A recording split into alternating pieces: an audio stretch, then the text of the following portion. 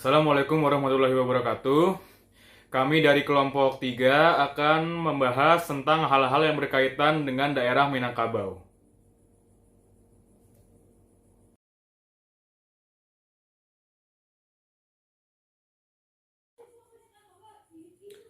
Perkenalkan, nama saya Muhammad Dasyan Nabil Okta Putra. Saya akan menjelaskan tentang keadaan geografis daerah Minangkabau. Batas-batas daerah Minangkabau yaitu di bagian utara berbatasan dengan Provinsi Sumatera Utara. Di bagian selatan berbatasan dengan Provinsi Jambi dan Provinsi Bengkulu. Di bagian barat berbatasan dengan Samudra Hindia, dan di bagian timur berbatasan dengan Riau dan Jambi.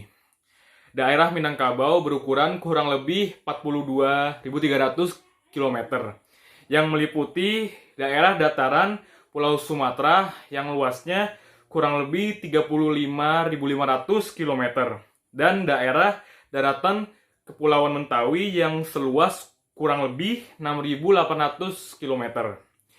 Daerah Minangkabau juga dilalui oleh jajaran Bukit Barisan. Wilayah etnis Minangkabau ini terdiri atas dataran rendah, dataran tinggi, bukit dan gunung, baik gunung yang pasif maupun gunung yang aktif. Luas daerah Minangkabau kurang dari 3% dari total luas Indonesia.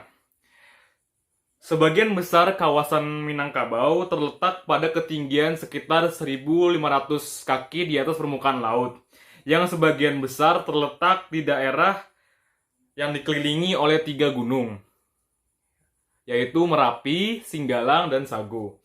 Luasnya 42.000 km dan merupakan 11% dari total luas Pulau Sumatera secara keseluruhan.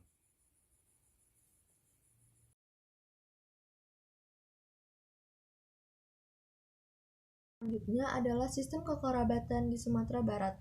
Minangkabau merupakan salah satu suku di Indonesia yang mempergunakan matrilineal sebagai sistem kekerabatannya, di mana pembentukan garis keturunan diatur berdasarkan garis perempuan.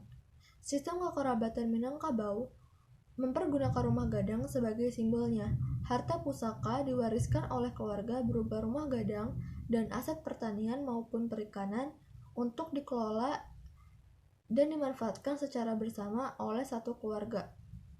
Setiap keturunan perempuan dalam keluarga berhak untuk menempati rumah gadang dan anak-anak mereka dibesarkan dengan pembiayaan harta pusaka. Tanggung jawab bersama di dalam keluarga di dalam sistem matrilineal Minangkabau terlihat pada model pengawasan yang diterapkan di dalamnya, di mana yang bertugas mengawasi dan mendidik anak-anak adalah ibu dan saudara laki-laki ibunya serta orang-orang dewasa lainnya yang ada di dalam rumah gadang. Penelitian ini menggabungkan sistem perlindungan sosial dan filosofi sistem kekerabatan matrilineal Minangkabau yang dapat berperan untuk memproteksi masyarakat dari permasalahan sosial dan menggabungkan stabilitas yang mengganggu stabilitas kesejahteraan suatu keluarga. Namun seiring waktu, sistem matrilineal ini telah semakin memudar. Namun simbol-simbol sistem rumah gadang masih dapat terlihat pada masyarakat Minangkabau, termasuk mereka yang telah merantau keluar Sumatera Barat.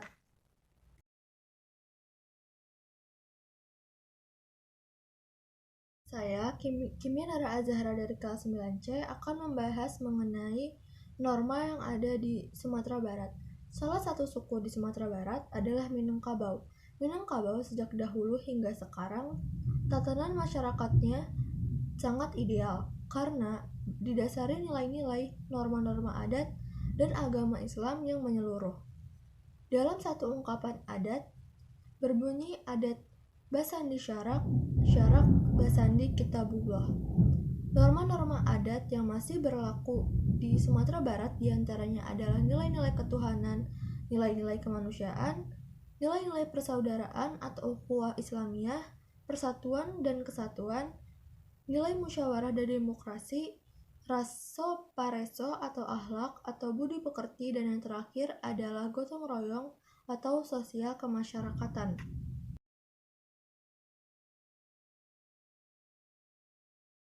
Masakan khas suku Minangkabau sangat digemari gurmet dari seluruh dunia, bahkan mengalahkan masakan negara luar. Produk kuliner Sumatera Barat merupakan salah satu yang dikenal luas di Indonesia dan disebut juga dengan istilah masakan Minangkabau yang diperkenalkan oleh perantau Minangkabau ke seluruh daerah di Indonesia. Masakan Minangkabau bukan hanya digemari oleh warga lokal, namun wisatawan banyak datang hanya untuk mencicipi masakan kuliner Minangkabau. Masakan khas Minangkabau yang paling terkenal adalah rendang. Rendang atau randang adalah masakan daging yang dihasilkan dari proses memasak suhu rendah dalam waktu lama dengan aneka rempah-rempah dan santan. Rendang pun banyak digemari sehingga mampu mengalahkan banyak masakan internasional dan dinobatkan sebagai 10 masakan terbaik di dunia.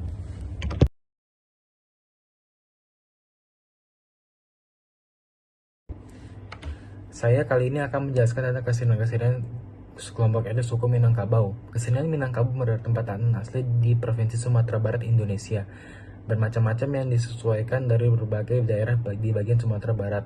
Keindahan dan keberagaman senian Minangkabau merupakan kewarisan dan dapat menyokong melengkapi kesenian yang banyak berada di Indonesia. Kesenian Minangkabau sangat banyak, namun saya akan membahas satu yang paling terkenal, yaitu tari piring. Tari piring adalah senian tari yang sangat terkenal dari suku Minangkabau, di mana tarian ini menampilkan atraksi yang menggunakan piring dengan gerakan cepat dan teratur, tanpa ada piring yang terjatuh, dan hal ini membuat banyak orang menikmati tarian piring.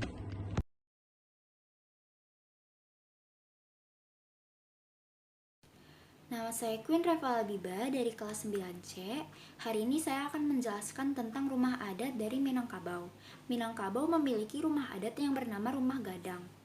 Rumah ini juga disebut dengan nama lain oleh masyarakat setempat dengan nama Rumah Bagonjong, Rumah Banjuang, dan Rumah Godang.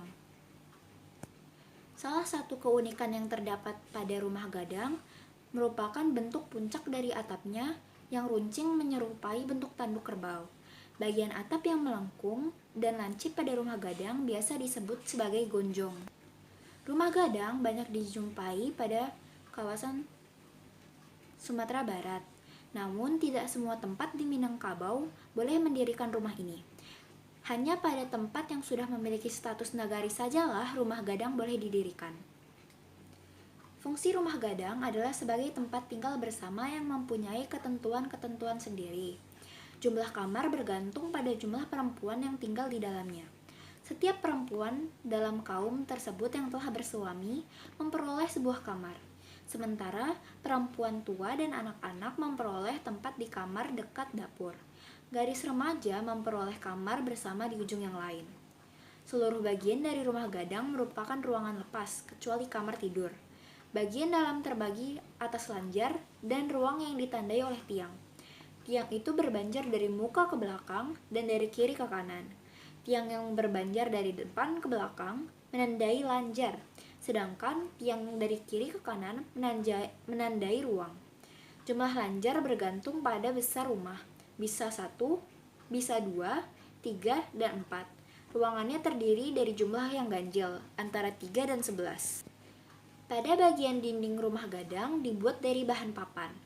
Sedangkan bagian belakang dari rumah terbuat dari bahan bambu. Papan dinding dipasang vertikal, sementara semua papan yang menjadi dinding dan menjadi bingkai diberi ukiran, sehingga seluruh dinding menjadi penuh ukiran. Perempatan motif ukiran tergantung pada susunan dan letak papan pada dinding Rumah Gadang. Pada dasarnya, ukuran pada Rumah Gadang merupakan ragam hias pengisi bidang dalam bentuk garis melingkar atau persegi. Motifnya umumnya tumbuhan merambat, akar yang berdaun, berbunga, dan berbuah. Pola akar biasanya berbentuk lingkaran, akar berjajaran, berhimpitan, berjalinan, dan juga sambung menyambung. Cabang atau ranting akar berkeluk keluar, ke dalam, ke atas, dan ke bawah. Di samping motif akar, motif lain juga dijumpai adalah motif geometri bersegi 3, 4, dan genjang. Motif daun, bunga, atau buah dapat juga diukir sendiri atau secara berjajaran. Saya tadi sudah menyebutkan tentang gonjong. Gonjong, bagian atap yang melengkung dan lancip rumah gadang, menjadi simbol atau ikon bagi masyarakat Minangkabau di samping ikon yang lain, seperti warna hitam, merah, kuning, emas, rendang, dan lainnya. Hampir seluruh kantor pemerintahan di Sumatera Barat memakai desain rumah gadang dengan atap gonjongnya, walaupun dibangun secara permanen dengan semen dan batu. Ikon gonjong juga dipakai di bagian depan rumah makan Padang yang ada di berbagai tempat di luar Sumatera. Logo-logo lembaga atau perkumpulan masyarakat Minang juga banyak yang menggunakan ikon gonjong dengan segala variasinya.